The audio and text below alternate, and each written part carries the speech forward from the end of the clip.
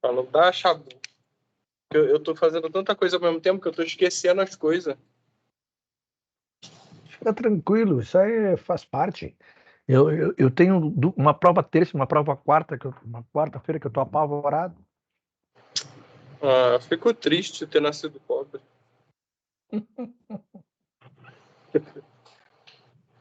Tanta gente É, nasce rica, por que eu não nasci rico, gente?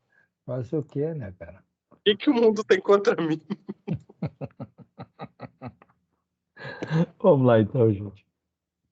Então, introdução à convecção. Então, convecção é um daqueles processos que a gente tem de transferência de calor, né? Que são oriundos da nossa grande bomba de energia que nós temos, que é o nosso Sol, né? Então, o princípio básico de transmissão de calor é através da radiação solar, então ela aquece a atmosfera, né? E aí, por isso que esse assunto é tratado em fenômenos de transporte, né? Porque o ar atmosférico nada mais é do que um fluido, tá? Então, a nossa crosta terrestre, ela se comporta como um duto, tá? Um duto aberto, mas é um duto. Então, esses processos convectivos se originam justamente da irradiação solar, que aquece as moléculas de ar, e esses processos da molécula aquecida, ela se vibra mais, ela transmite o calor. Tá? Então, olha lá. Então, a transferência por convecção é um modo bastante utilizado na indústria, no dia a dia. Então, por exemplo, como é que a gente pode fazer um processo de troca térmica? Muitas vezes a gente faz o processo de resfriamento utilizando o processo convectivo, ou seja, eu faço a troca térmica através, por exemplo, de uma parede de uma alvenaria, né? Então, eu posso melhorar meu conforto térmico, por exemplo, se eu colocar, por exemplo, certas anteparas na minha parede em forma de aletas. Uma outra coisa, claro, isso aí a pessoa da arquitetura vê essa parte um pouco mais aprofundada na parte de conforto ambiental térmico, né? Então a gente olha em muitas estruturas, né, aletadas, porque eles acabam melhorando a troca térmica entre a parte interna e externa, tá? Então, quem nunca usou, por exemplo, um ventilador para a gente resfriar, então o que que a gente faz? A gente, com o uso do ventilador, a gente aumenta o que? A circulação de ar, e a circulação de ar acaba fazendo com que aquele vento que estava naquela fina camada de pele, né, aquela fina camada de pele, ela tem uma troca térmica mais acelerada. Então, essa troca térmica mais acelerada, a gente acaba melhorando o nosso processo de resfriamento. Porque uma forma da gente fazer a nossa regulação térmica é através do suor, né? Então, a pele acaba expulsando o calor que nós temos dentro do corpo para fora e acaba, por exemplo, aparecendo as gotículas de suor.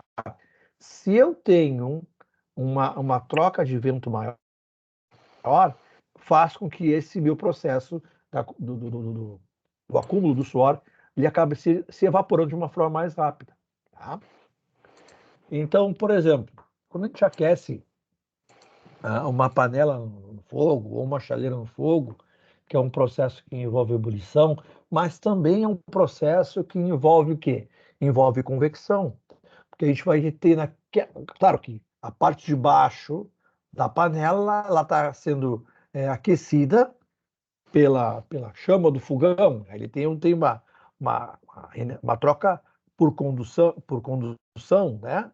Porque eu tenho um contato da chama direto com a panela. Mas aquelas gotículas que estão na parte de baixo do meu líquido em contato com o metal da panela, o que acontece com essa gotícula? Ela troca calor com o metal. Essa pequena partícula, essa pequena gotícula de água, ela entra em ebulição, ou seja, forma uma parcela de vapor, e essa parcela de vapor sobe, porque ela é mais quente do que a que está de forma líquida, então ela vai para cima, e nesse mesmo espaço, próximo ali à minha camada, onde estava em contato com a minha superfície do metal, vai ficar uma parcela que não está vaporizada, está líquida, até ela ter um calor que foi fornecido pela chapa do metal e uma outra molécula vai se transformar de estado líquido para estado gasoso, então esse processo começa a acontecer até o quê? Até que toda o meu líquido se mantenha numa temperatura que é a temperatura de ebulição. Então, da temperatura da água até a temperatura de ebulição, esse calor é um calor latente, que a gente chama, tá? Então, olha ali, ó. Então, na indústria, a gente tem muitos processos que se usa, por exemplo, a convecção térmica, na parte de fabricação mecânica, processos químicos, processos farmacêuticos, né, processos de equipamentos eletrônicos, ar-condicionado. Então, por exemplo, qual é a função primordial do ar-condicionado que a gente tem na nossa casa, no nosso escritório ou na nossa empresa?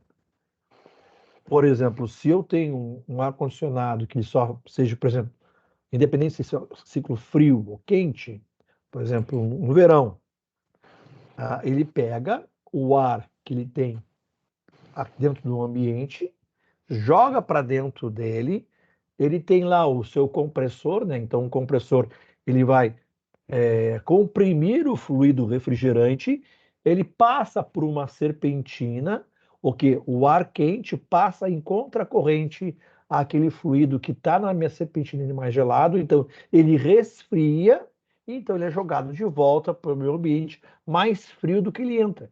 E esse processo acontece até o quê? Até que eu consiga fazer a regulação térmica do ambiente para a temperatura que eu faço o ajuste do meu aparelho. Então, ele tenta manter toda aquela sala, daquele ambiente, e esse calor ele é trocado, tá? Então, claro, se ele é ciclo reverso, funciona mais ou menos da mesma forma, mas aí o fluido ele acaba tendo uma temperatura mais alta.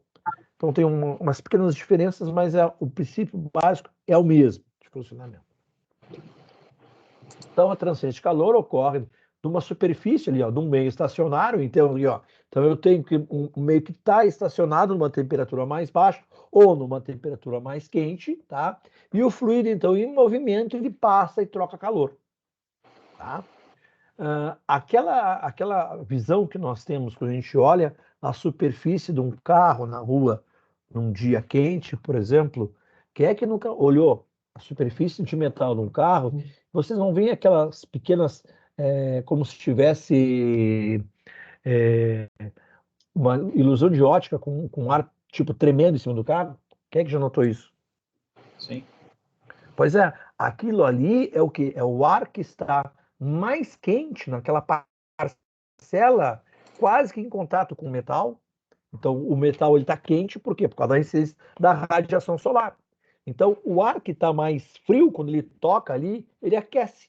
E ele acaba trocando de lugar com o ar mais frio. Então, aquele movimento ali é a diferença de densidade que tem do ar quente e do ar frio. Esses processos que a gente está notando ali é o que, por exemplo, acontece numa nuvem de temporal. Vamos falar um pouco, vamos trazer um pouco para a nossa realidade, que a gente está momentânea, né? Então, o que ocorre? O Sol, né, aquece a atmosfera, ele aquece o oceano, a água evapora, forma as nuvens e as nuvens vêm de tempestade. Tá? Então, o que acontece? Quando eu tenho um choque, então, de uma nuvem carregada com ar frio, com uma bolha de ar quente, como no caso que nós temos, que tem lá no Sudeste, por exemplo, este contato entre a parte que está fria da atmosfera e a parte que está quente da atmosfera, há o que a gente chama de formação de frente fria. Então, essa frente fria, a condensação do ar e a precipitação de chuva. Tá? Então, a frente fria que a gente chama é o que acontece na zona de transição entre uma zona de baixa pressão e uma zona de alta pressão. A zona de baixa pressão é a zona que nós temos com ar frio. A zona de alta pressão é a zona que nós temos de ar quente. Então, sempre que eu falo uma frente fria, é justamente essa faixa de transição onde eu tenho essa troca de regulação térmica da atmosfera. Tá? Então, um outro processo que eu tenho, quando a gente fala em questão de de convecção, eu tenho dois mecanismos básicos. Um é a difusão e outra é a advecção. A difusão, ela é a definição que o calor que é trocado por convecção, por condução. Então, o mecanismo de transferência de energia ocorre quando o movimento atômico ou molecular aleatório do fluido ocorre na parcela microscópica. A gente depois tem um simuladorzinho que a gente vai ver isso aí. Então, quando eu aqueço, esse calor lá de difusão ocorre na parte molecular, na parte atômica lá. Então, ou seja, é na questão de vibração molecular. A advecção é o mecanismo de transferência de energia que ocorre no movimento global do fluido. Tá? Então, considera um movimento macroscópico do fluido. É aquela transformação de calor que a gente consegue ver, por exemplo, quando eu falei naquela camada de ar que tem em cima do veículo. Então, a advecção, eu consigo visualizar ele de uma forma, ou pressentir de uma forma mais tátil, tá? E a difusão ocorre na parte molecular. Bom, se a gente considerar, por exemplo, a nossa atmosfera como um fluido, né? Então a gente pode imaginar o quê? Que a superfície aqui, ó, então ela é aquecida, ou se eu fosse, por exemplo, considerar uma caldeira ou uma chaleira, né? Ou, por exemplo, a própria reação do concreto, claro que a gente tem o calor. O que acontece quando o concreto está adensando e o concreto está fazendo a sua estabilidade, né? O concreto ele tem uma reação química, é uma reação exotérmica. Vocês concordam comigo? É. Beleza. Então, o concreto, aquela reação do concreto que vai fazer o endurecimento dele, ele vai fazer o quê? Ele vai perder calor para a superfície.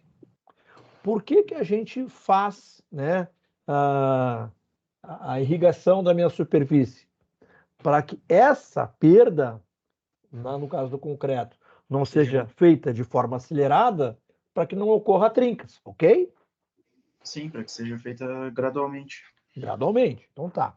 Esse processo, então, o que faz? Quando eu coloco água, ou quando eu mantenho a minha superfície de concreto úmido, eu estou fazendo com que esse processo convectivo aqui seja controlado. Tá? Porque eu vou fazer agora uma comparação, eu vou trazer um efeito bem tranquilo para vocês vão conseguir entender. Quando a gente tem a umidade do ar muito elevada, num dia quente, vocês se sentem mais cansados, né? Por que isso acontece?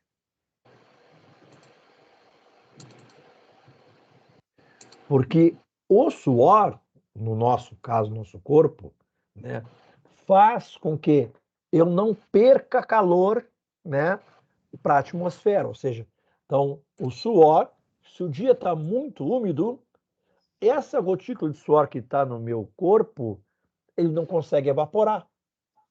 Então, como eu não consigo evaporar, eu acabo tendo problemas no meu resfriamento. Então, eu acabo ficando mais cansado, né, mais prostrado. Então, por isso que muitas vezes eu posso ter um dia no verão com uma temperatura de 28 graus, por exemplo, com uma umidade relativa no ar de 90, 95%, como é muito comum em Rio Grande, e me sentir aquele tempo abafado, cansado. E eu posso ter temperatura, por exemplo, de 30, 35, com uma umidade relativa de 60, e eu nem sentir praticamente o calor. Por quê?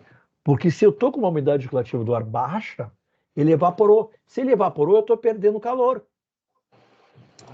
Então, quando eu molho o meu concreto, tá, eu faço justamente isso. Eu estou dificultando a minha troca convectiva com o ar.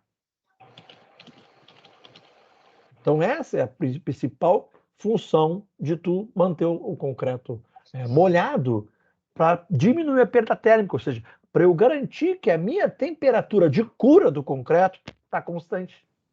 Ok? Porque se eu não mantenho a minha temperatura de cura do concreto constante, ele vai o quê? Ele vai secar muito rápido e vai trincar.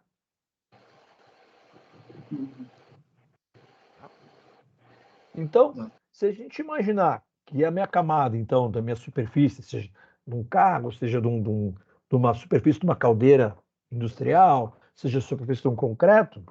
Então, aqui, ó, é uma zona que a gente chama de troca térmica. Então, aqui, ó, bem perto da minha superfície, eu vou ter aquelas formações de gotículas de fluido que vão mudar de fase e vão fazer esse movimento de subida e descida, tá? Até o momento que ele vai ter já um calor suficiente para manter no seu transporte laminar, tá? Isso é uma camada limite, assim como bem falamos lá na parte de fluidos, em termos de dinâmica. Então, aqui, ó. Então, como visto anteriormente em hidrodinâmica, ou a velocidade de maneira análoga, a superfície do fluido, elas têm indiferentes direções e formam uma camada limite térmica, o qual o gradiente de temperatura dessa temperatura da superfície, eu chamo ela de TS. Então, aqui, ó, eu vou ter uma temperatura TS e eu vou ter uma temperatura que eu vou chamar a minha temperatura, né, do escoamento livre, que eu vou chamar essa temperatura de fluido, porque eu não sei até então aqui qual é o tamanho dessa minha camada até eu ter uma temperatura constante.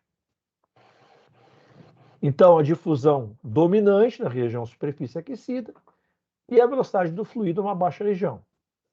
A convecção de calor pode ser classificada considerando a natureza do escoamento do fluido. Então, se eu tiver a convecção forçada, tá? Ou seja, eu estou colocando um fluido com uma maior velocidade para acelerar minha troca térmica, tá? Então, eu tenho uma maior transferência deste meu calor. Então, eu vou o quê? Eu estou fazendo uma perturbação nessa minha camada limite. Agora, se eu deixo, né, a própria conjuntura da atmosfera operar ou da minha conformação do meu ambiente, aí eu vou chamar isso de convecção natural, tá? Ou convecção livre, tá? Que aí ela vai depender, esses movimentos de troca, de posição, de camada de escoamento do fluido, elas vão simplesmente ser determinadas apenas pelas forças de empuxo oriundos das trocas térmicas. Tá? Eu não tenho fluxo de ar ou fluxo de fluido em cima e a minha consequentemente, diferença de temperatura. Tá? Então, o que a gente acaba fazendo em processos, até mesmo para a gente não aumentar, por exemplo, o gasto de energia?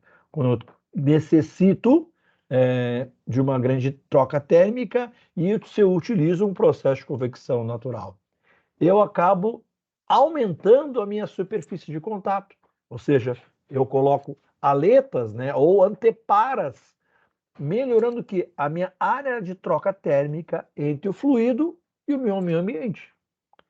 Então, é o que ocorre, por exemplo, um exemplo bem tranquilo para isso é as aletas que a gente coloca, por exemplo, em um transformador de energia elétrica.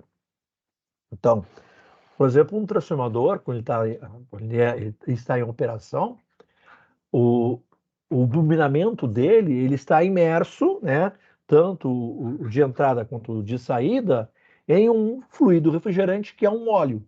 Tá? Só que dependendo da carga, tá, muitas vezes eu não tenho um controle de temperatura suficiente. Então a gente acaba adicionando as aletas, que são aquelas anteparas que a gente vê na parte externa do transformador, para melhorar a minha refrigeração e, consequentemente, eu não tenho o risco do transformador explodir, por exemplo, por superaquecimento. Tá? Um outro exemplo bem fácil de a gente vincular a questão das aletas é, por exemplo, o motor de uma motocicleta. A motocicleta não tem radiador como um carro. Tá? Então, essas motocicletas pequenas, não essas motocicletas de 1.000, 1.100 cilindradas. Né? Uma motocicleta de 150, 160 cilindradas, o motor ele é todo aletado. Então, aquelas aletas é justamente para ela fazer a troca térmica do aquecimento do pistão com o meio ambiente. Então, esse movimento ascendente do ar faz com que o meu fluido, que esteja na parte externa, seja aquecido e eu consiga manter a minha regulação térmica na parte mais interna, onde eu tenho necessidade. Tá? Então, essa basicamente é a função das aletas quando eu quero melhorar a minha convecção natural sem a utilização de uma convecção forçada. Tá? Então, a energia que é transferida por convecção, a gente chama de energia sensível, ou seja, é aquela energia que a gente consegue perceber. No entanto, também existe aquela energia que é a latente, tá?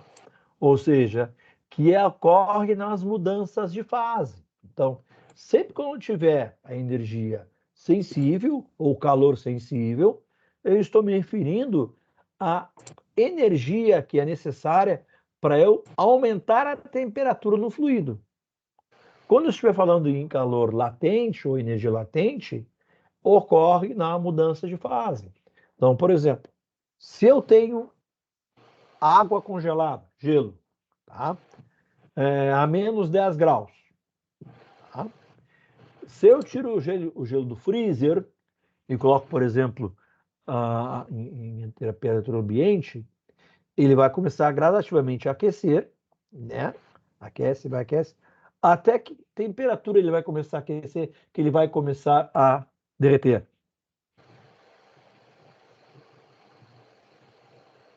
0 graus. 0 graus. Isso. Então, aquela energia que foi despendida pelo ar ambiente de menos 10 a 0 foi uma energia sensível. Tá? Então, aí eu tenho uma energia sensível de quê? Eu estou passando de estado líquido para sólido para líquido, eu estou fazendo o quê? Qual é o meu... Eu estou condensação. Isso. Aí depois, se eu pego essa água, que está no recipiente, e começo a aquecer a água que foi do gelo todo que foi derretido. Até que temperatura ele vai subir, que ele vai começar a evaporar? 100 graus. 100 graus.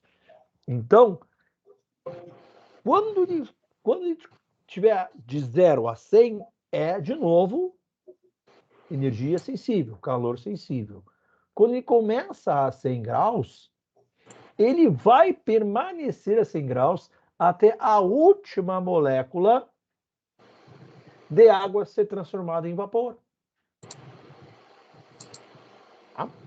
Então, por exemplo, que muitas vezes a gente acaba derretendo uma chaleira, por exemplo.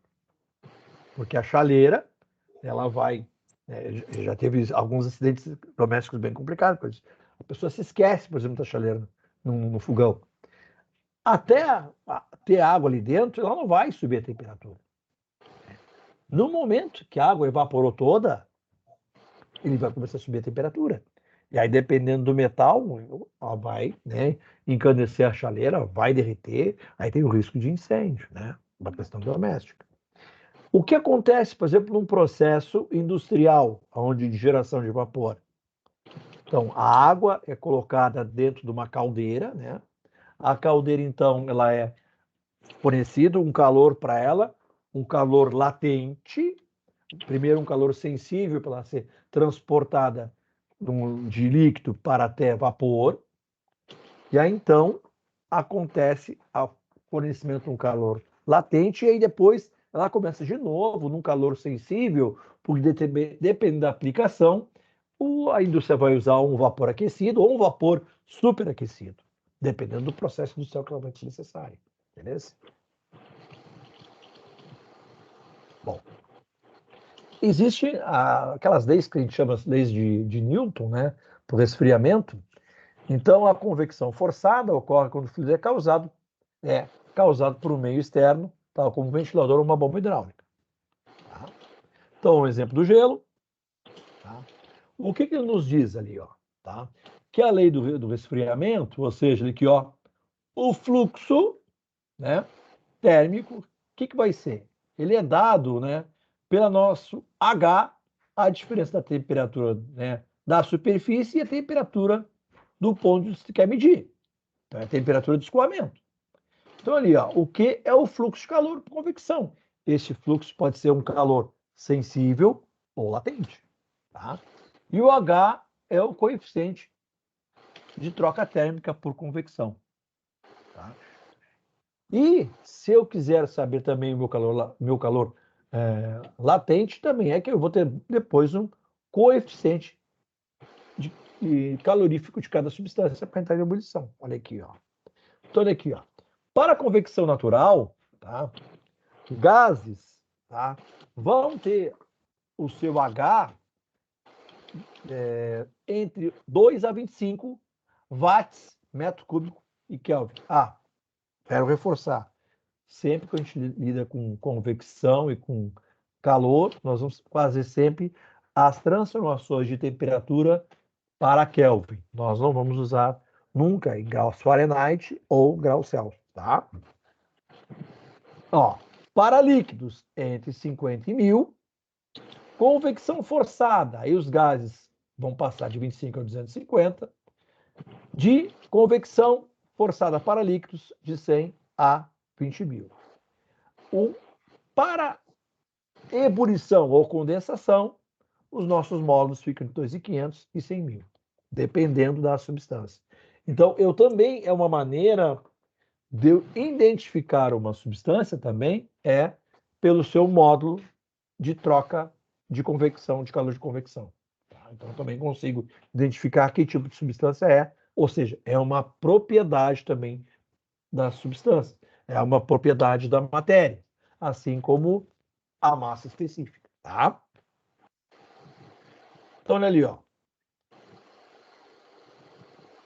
Então, gases, líquidos e vapores, tá? Então, problemas que envolvem convecção de calor resumem-se a determinar o coeficiente de transferência de calor por convecção, e é sabido que o coeficiente H depende de condições da camada limite influenciadas pela geometria da superfície e a natureza do escoamento. Tá? Tá. O que eu quero que vocês vejam é isso aqui, ó. Então, se a gente considerar, por exemplo, então, a velocidade do fluido, a gente vai dizer que o nosso calor total, tá, vai ser quem? O nosso fluxo de calor vezes a área. Então, se nós substituirmos o nosso fluxo de calor na minha fórmula da quantidade de resfriamento, na quantidade de calor trocado, nada mais é do que eu pegar meu coeficiente convectivo, a área da troca térmica onde eu estou fazendo a troca e a diferença de calor da superfície. Sempre lembrando que esse valor vai dar negativo, tá? Então, aqui a gente pode descobrir, por exemplo, conforme meu arranjo da minha superfície, eu posso ter diversas superfícies agrupadas, eu posso ter um novo H, por exemplo, de um material que seja compósito, tá? Então, por exemplo, eu tenho uma parede de concreto com um isolamento, então eu tenho que levar em consideração dessas camadas para eu poder pegar meu coeficiente convectivo na parte externa, tá? Então, escoamento lunar turbulento.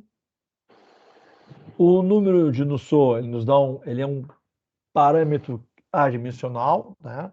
Que ele vai nos dar o quê? Conforme o número de Nusselt, ele não é uma indicação se o nosso comportamento está sendo laminar ou turbulento, tá? Ou seja, uma convecção natural ou uma convecção forçada.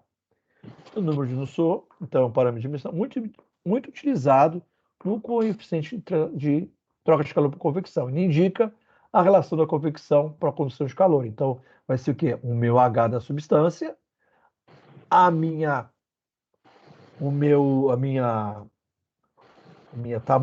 largura, né, da parede onde eu estou trocando, e pela temperatura que está ocorrendo a transformação. Então, olha lá. Então, o número de Nusselt tem uma referência também com o número de Reynolds. E o número de Prandtl dimensional, que também é tabelado. Tá?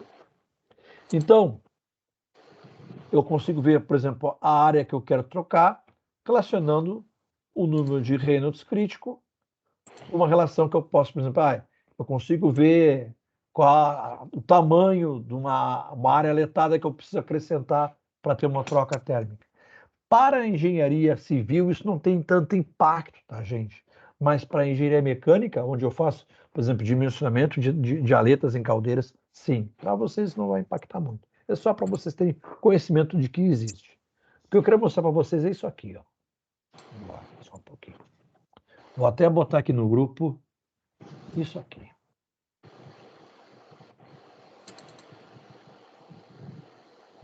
Que... Se você quiser depois olhar aqui. Aqui.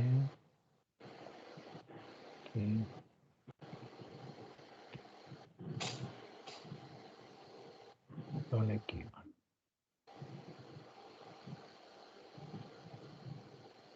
Então, vamos aqui, ó. Nós temos 2 recipientes, né?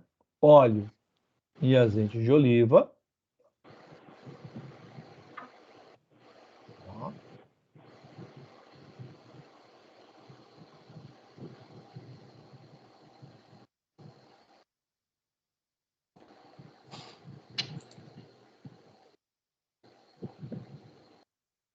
Ó.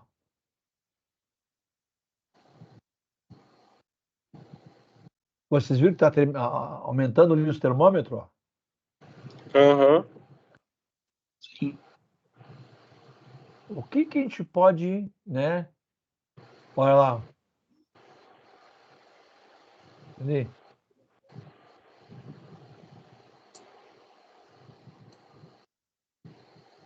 Vocês viram, tá? Que, ó,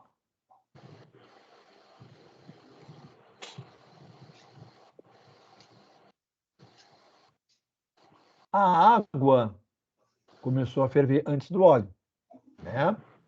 O que a gente conseguiu ver ali que o óleo, ele subiu a temperatura maior, mais rápido do que a água.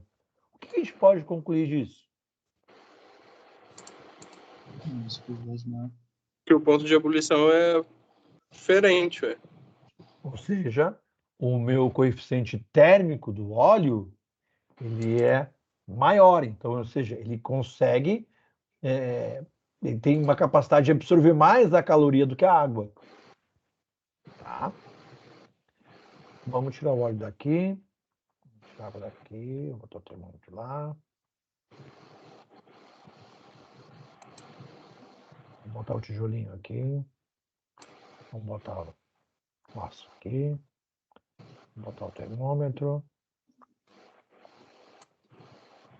O que vocês acham que vai acontecer aí?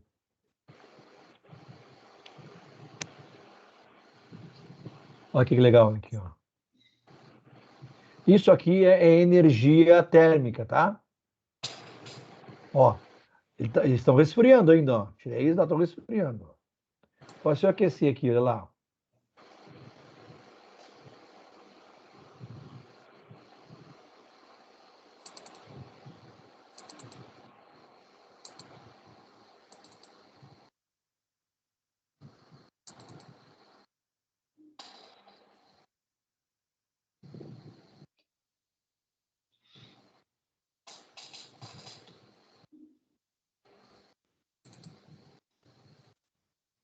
Entendeu? Bom, vamos para o exemplo de sistemas térmicos. Aqui. Então, o que acontece, né, quando a gente quer gerar energia? Tá? A gente quer gerar energia. Processos de transformação de energia são que eu tenho ou uma energia térmica, ou uma energia química, ou uma energia de radiação. E no caso, para nós, como sociedade, a gente quer que essa energia seja convertida em energia elétrica, ok? Você concorda comigo? Sim. Então, por exemplo, se eu estou transformando a energia química do ciclista em uma energia mecânica. Essa minha energia mecânica passa para o gerador, e esse gerador, então, lá, ele aquece a minha placa elétrica ali, e começa a aquecer a água. Então, aqui nós temos o quê? Eu tenho necessidade de alimentar. Então, eu estou o quê? Eu estou transformando a minha energia. Aqui eu vou ter uma troca térmica por condução. Aqui eu estou tendo uma transformação, esquerda lá, de calor de condução. E aqui eu estou tendo que tipo de calor aqui? Um calor... Latente? Um calor de... Oi? Latente? Latente, porque ela está entrando em ebulição lá. Tá? Se eu trocar a nossa fonte de energia aqui, vou trocar a fonte de energia, entrei para uma fonte hídrica, tá? Então, a energia que é a energia cinética, né, da água, potencial, né, ela é convertida em cinética na roda d'água, que converte uma energia elétrica e ela é aquecida. Tá? Vamos aqui.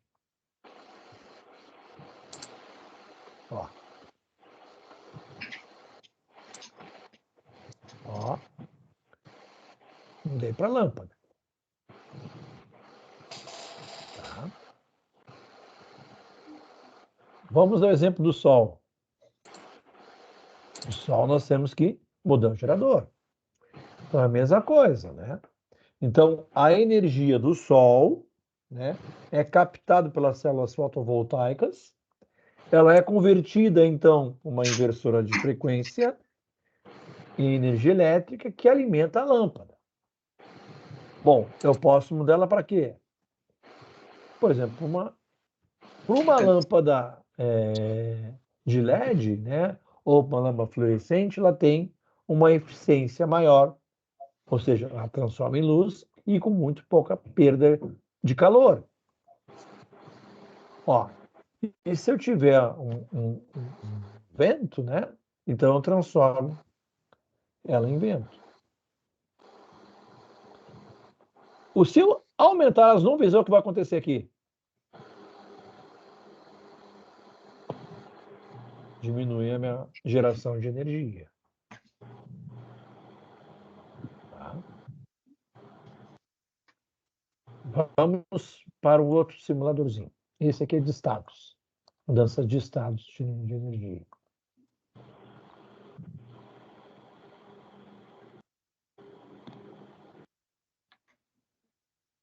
Então, olha lá.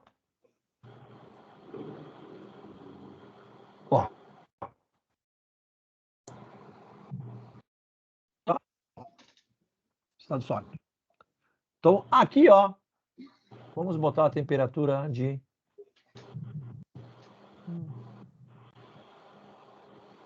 Qual a temperatura da água em estado... Water. Olha lá. Eu quero que você note isso aqui, O zero absoluto, tá? Ele é a ausência de vibração das moléculas. Tá? Isso é teórico. Tá? Nunca se conseguiu se atingir essa temperatura. Tá? Então, zero absoluto está ali. É a completa falta de movimento das moléculas. À medida que eu forneço energia, eu começo a aquecer e as moléculas começam a se movimentar.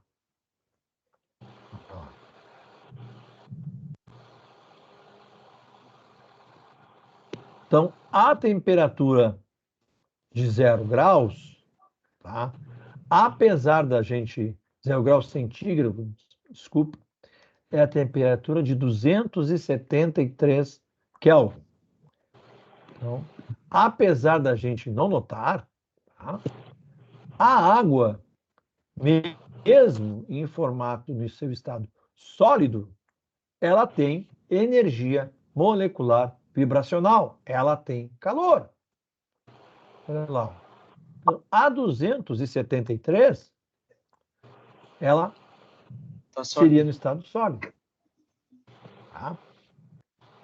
Se eu fornecer calor para ela até a sua temperatura de ebulição, olha como começa a acontecer. Ó. Olha a agitação das moléculas.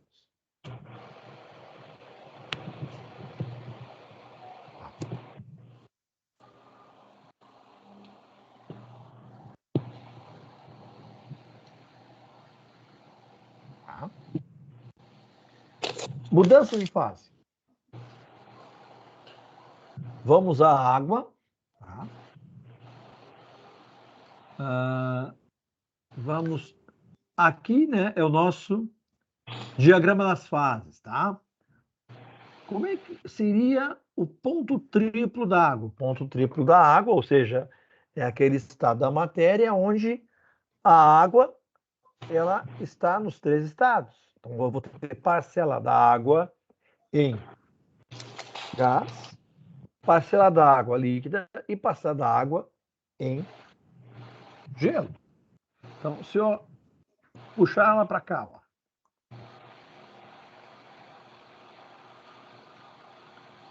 Vamos ver aqui,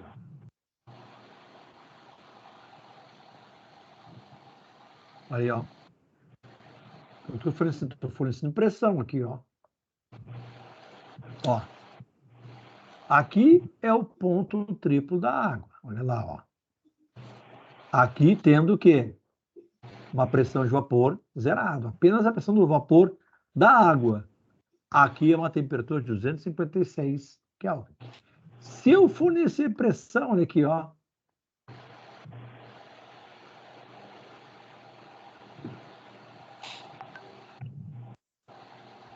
Olha lá, ó.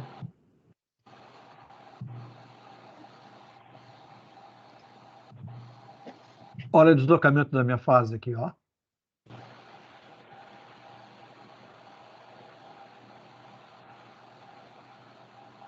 Interação das moléculas.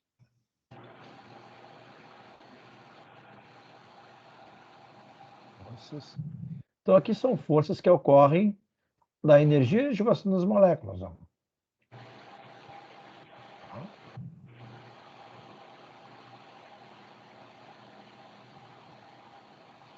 Ó.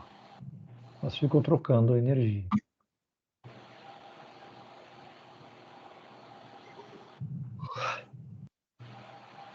Ah, gente. Então, hoje era isso que eu tinha para passar para vocês. Tá? Tá. Aquele link que você botou ali no grupo, professor, já é a aula de ontem, né? De anteontem. Não, isso. Não, eu vou botar no YouTube. Esse aqui era a aula de hoje, tá? De fenômenos da aula de hoje, tá? A aula gravada, tá? Só um pouquinho, deixa eu... A aula gravada, tá? Eu baixei agora, vou publicar no YouTube e vou botar lá para a aula de vocês lá agora, tá? De ontem. Tá. Tá? Tá bom. E vou fazer a mesma coisa com essa aqui agora. Tá bom? Tá bom, então. Tá bem, valeu. Obrigado, professor. Até mais. Tchau, tchau. Tá, gente. Até. Valeu.